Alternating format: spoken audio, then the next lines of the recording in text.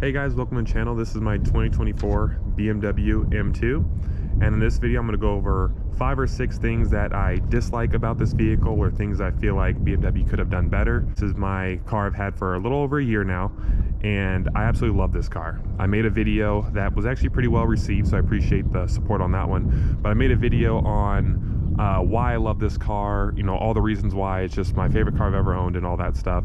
So I still believe that. I still believe this is an excellent vehicle. I love it. It's the greatest car I've ever had. But every car has its downsides, and in this video I'm going to be completely transparent and honest with you guys on what I believe to be the downside or some things that BMW could have done better on this car. So let's first start off with number 1. This is going to be the gas mileage. Now I know this comes as no surprise. A sports car is not supposed to get great gas mileage, but the S58 engine has twin turbos. The B58 has a single turbo, but the B58 gets so much better gas mileage than the S58. I understand that, you know, the S58 does make more power, but I figured BMW does such a good job of making inline sixes efficient that they could have made this engine have a little bit better gas mileage. It gets about the same gas mileage as my Mustang GT that I had, and that's a big Coyote V8. They weigh about the same. It gets around like 15 in town, and if you're doing like some city and highway driving, you can get like 19, which is kind of bad because the fuel tank is actually really small in this car. It's only 13.7 gallons. Next up, I want to talk about cost of ownership. So not only is this vehicle, like mine was spec'd out to be $70,000, right? So that's a pretty expensive car by my standards. So not only is this vehicle $70,000, but to maintain the vehicle is also very expensive. So just like how I mentioned with the gas mileage, you have to put premium fuel in this car, so that costs money, obviously, you know, more than regular gas would be. And then these tires are Michelin Pilot Sport 4S's. They're a little dirty right now. I just took this car on a cruise yesterday. The car needs to be cleaned. But these Pilot Sport 4S's are very expensive. $450 or so for the front tires. And then for the rear tires, these are slightly more expensive. They're around $500 to replace. The tires, they go through pretty quick on this car. My front tires are good, but the rear tires, if you drive this car sporty, if you do, you know, burnouts here and there, slide corners, I don't do any crazy burnouts, but I do a lot of launches and stuff, a lot of racing, and my rear tires already need to be replaced after 8,000 miles. Another thing too, oil changes on this car, if you get it done at BMW by a certified BMW dealership, they're very expensive as well. So just to do a simple oil change is about $450. Now thankfully I bought this car new, so I have 3 years of free maintenance, so it hasn't costed me any money in oil changes yet, but when it does, it's going to be about $450. Insurance on this car is not cheap as well. My insurance, now I'm only 23 years old, so that obviously plays a factor, but I don't have any at-fault accidents or any tickets that show up on my driving report.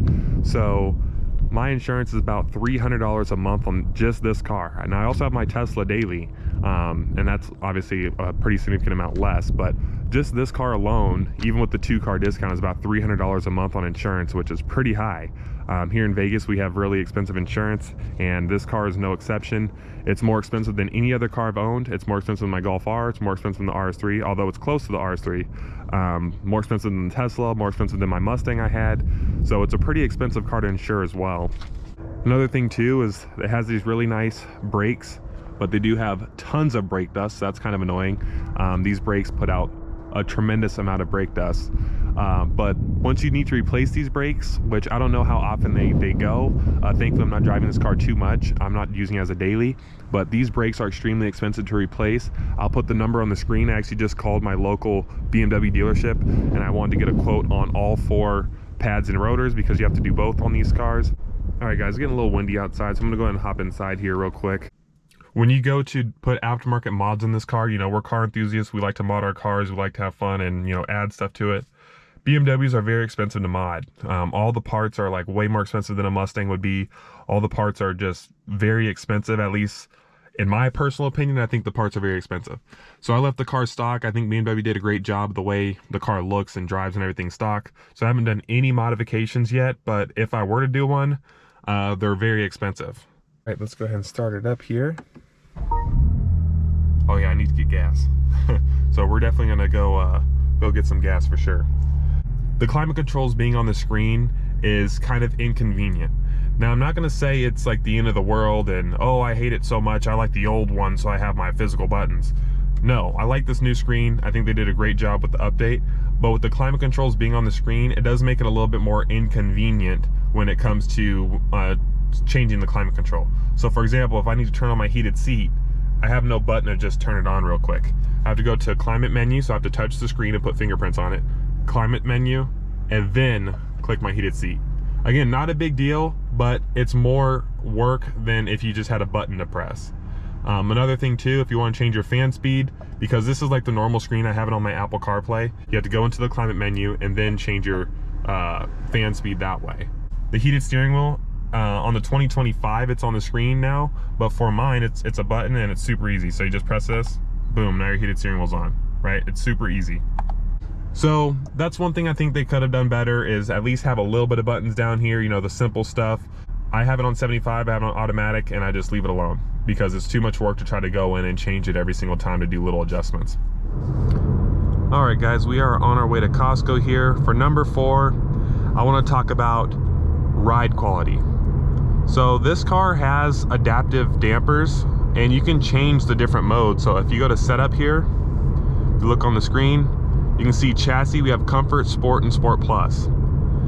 For whatever reason, BMW figured to make it Sport, Sport, and Sport, because I don't really notice any difference between the different chassis modes. It gets a little bit stiffer, I guess, in Sport Plus, but even in Comfort mode, it's still pretty stiff.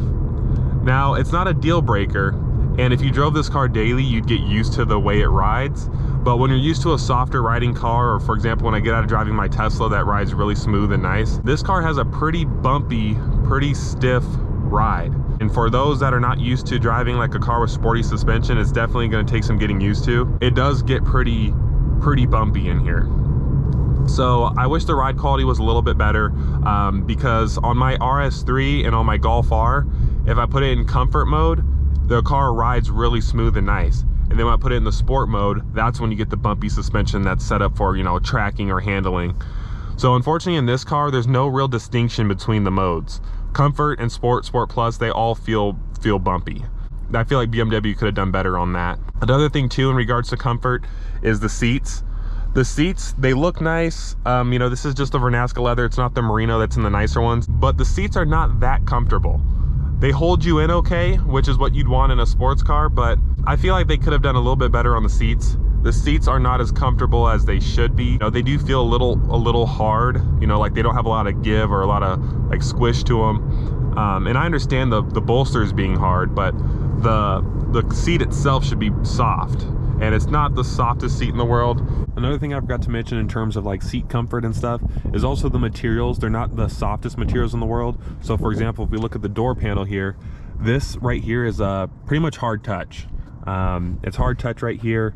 This is like it's like okay padded right here, and then obviously you got hard touch plastics down there. And then if we look at the dash is it has a little bit of give to it, but it's pretty much hard touch as well.